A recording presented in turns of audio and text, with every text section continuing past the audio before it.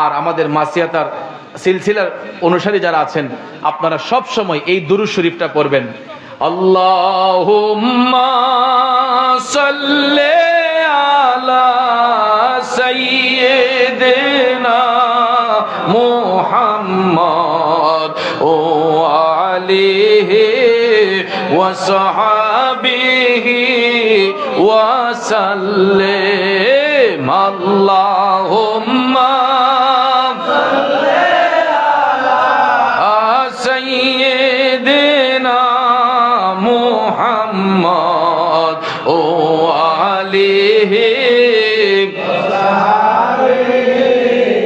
ওয়া সাল্লিম। ইয়া গফুর রহিম নাম তোমার আল্লাহু আল্লাহু আল্লাহ রহমান রহিম নামে তোমার আল্লাহু আল্লাহু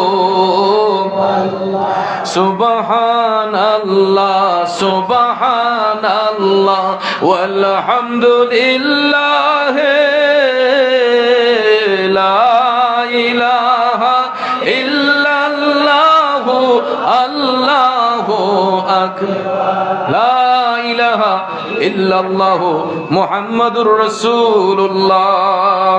এই দুরুদ, এই জিকির, এই তাসবিহগুলা সব সময় আমলে রাখবেন, দরদ মাখা কণ্ঠে সব সময় দরদ দিয়া পড়বেন।